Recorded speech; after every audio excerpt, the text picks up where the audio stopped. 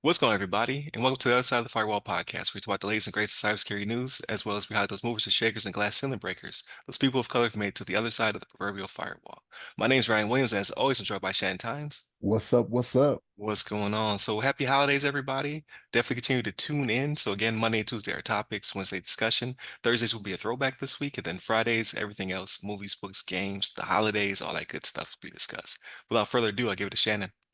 All right, everybody. So this article actually comes from venturebeat.com, and it's written by, actually, this one doesn't have an author with it. So disregard that. But it's why training LLMs with endpoint data will strengthen cybersecurity, right? So for LLMs, it's large language models, right? So what they're talking about here, it's kind of like heuristics, right? It's trying to figure out and get ahead of the game to find new threat patterns, and it being more what am I trying to say here? Not being reactive, being Proactive? more proactive. There you go. Thank you. Yeah, being more proactive and not as reactive, right? So the goal, what they're trying to do here is they're trying to mine attack data to find new threat patterns, right? And then correlate and fine tune the LLMs and the models, right? So what you end up doing is you get in by doing this, you have endpoint detection and response, right? And what you're trying to do is extended detection and response when you do these things. So again, you want it to be one of those things where it's not like, okay, you wait for something to hit to be like, okay, yeah, that's a problem, and then address it then, right? Like that's reactive. That's what they're trying to get away from here. They're trying to do these large language models and get them to figure out things that can be a problem and head it off at the pass, right? So Palo Alto networks, right? Like Palo Alto, very popular. They say they collect the most amount of endpoint data in the industry from their XDR, right? Which is almost 200 megabytes per endpoint, right? And that's 10 to 20 times more than most other industry participants that do this. So they do that again to try to get it ahead of the game, right? They're taking the cross data, they're cross correlating, they're trying to put these things into their firewalls, right? Because Palo Alto, that's where their money is made most of the time, right? They have other things, but firewalls is usually, where their bread is buttered, right? And so that's attack surface management that they're trying to deal with, right? So they use the XDRs to try to say, okay, this is what we're seeing, this is where we can head this off, and again, not try to be as reactive to it. Now, again, with firewalls, you can put different exemptions in there. You can put different rules in there, right? To say, okay, this is what I want. This is what I don't want, right? But what they're trying to do is they're trying to filter out the noise, right? So there's a lot of times where stuff's coming in where it's kind of like garbage in, garbage out when it comes to that, right? Like whatever you put in, whatever you put in when it comes to exceptions and things of that nature, you got to make sure it's actually action worthy, right? Like you don't want to be blocking things that could be legitimate and vice versa, right? Letting through things that may not be legitimate, right? So I think that's the crux of what they're trying to get to here, right? So data endpoint security is always something, especially when it comes to like these ransomware groups, right? Like you want to make sure they're not getting through your firewalls, or they're already on we call them endpoints, but like your computers, just think of it like that, right? Just doing things they shouldn't be doing, right? This is how it usually happens, is that they'll find a way to get something through to you. It's kind of like spam filters too, right? They kind of do the same thing. The spam filters are a firewall for your different mail service carriers, so they can weed out the good and the bad, right? You have the same thing, like I said, email, right? Web traffic, network traffic, identity solutions, things of that nature. So they're just putting a lot more into these things and doing more training on them to try to get ahead of the curve, right? Which is a good thing. So this is one of those things where you see it in the background, though, for the most part, right? Like unless you're actually working in like infrastructure, Ryan, like you're familiar, right? With like, unless you're working in that and seeing it day to day, and applying those different rules and things of that nature, for most people, it'll be seamless, right? But this is what they're trying to get. This is what they're trying to get to, right? To where it's kind of less people being more hands-on with things is what I see they're trying to do, right? And make it more automated, you know what I mean, to where it takes care of itself, which is kind of what you want, right? Because I mean, I say that, right? Even though we say, hey, there's all these many people that are needed in IT and cyber and whatnot, you still want to automate as much as possible, right? So that you can do more, right? Because that's just the way the world is going, is that you're trying to stay ahead of the bad guys that are doing all these things that they're smart, right? Idle hands, work of the devil, right? We've said this on here before. And with all the time that they have to just sit down and do bad things and then ask for a ransom, like the people that are doing the good work, I mean, there's way more they have to do to keep them off their back, right?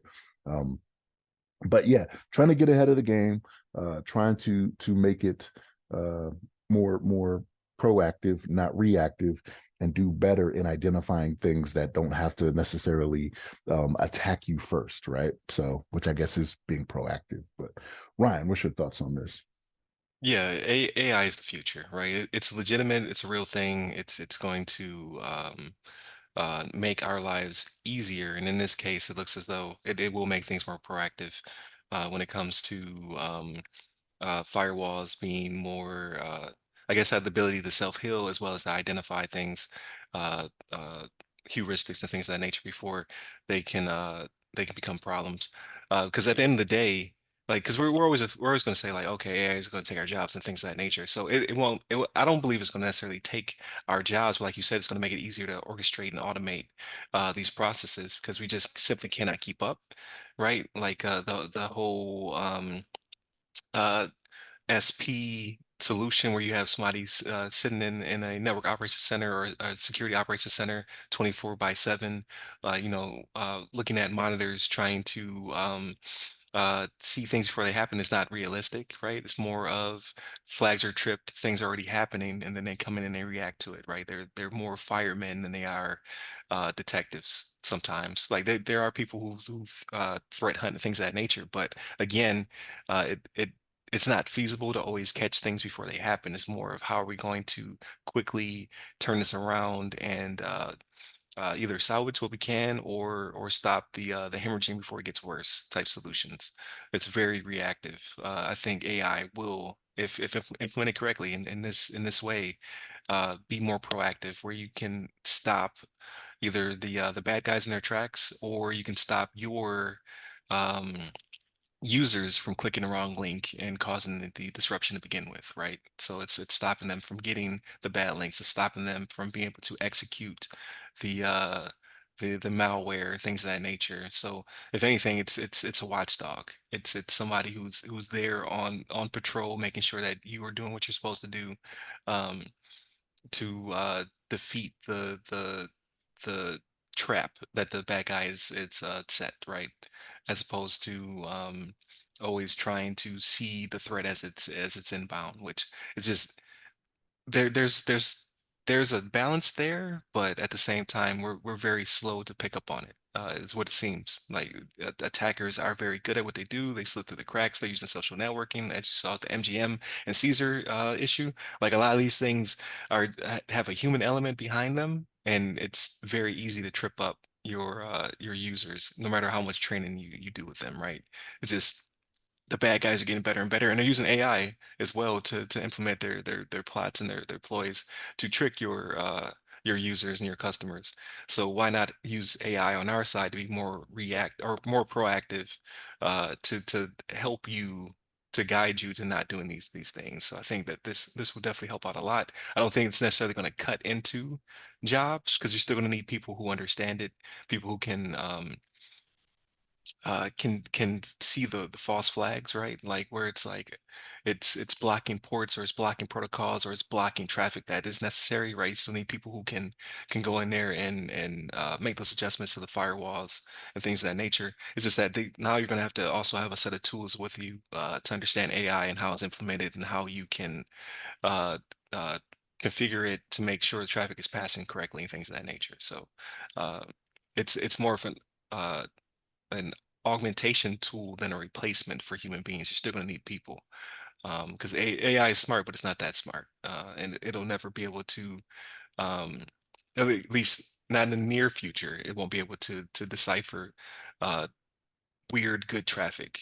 because that's the thing, right? Like we're supposed to have in the military all the time where it's like we need these two things to talk to each other, but the firewall is like this is bad traffic. Like no, it's good traffic, and we understand it to be good traffic. We have to make adjustments accordingly. You're still gonna need people for that. AI just won't be able to understand that, at least not nowhere in the uh near 10 to 20-year time frame, in my opinion. And So and that's what you've mentioned before in the past too, right? Like garbage in, garbage out. And this is what I was talking about with like firewall rules and things of that yeah, nature.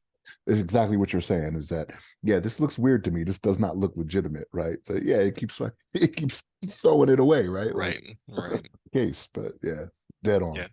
dead Yeah, on. so I think it's necessary too, because like again, because I hate to dig on training, because training is very necessary and very important. However, things are getting so sophisticated that yes, you still need the training. Uh, however, the attackers are also getting the training, right? It's like it's like anything else, right? Like uh, you provide people training in order to keep them safe, but you're also providing the training to the bad guy as well, right? Especially their inside threat. So they're seeing exactly what needs to be done to then circumvent the training. So you still need it for the masses. But however, the bad guys are still learning. And they're still going to adapt their strategies to get better and better. So now you need something that's a little bit more um alert, right? Because it's like people are people. Like they're good at what they do, but they're not on guard 24/7. It's just not possible. Like you're not gonna ever get full 100% production out of people all the time. But with AI tools, you can, right? They're always on alert, they're always working. They don't need to rest per se. So you put the two together, it's a pretty good marriage, in my opinion.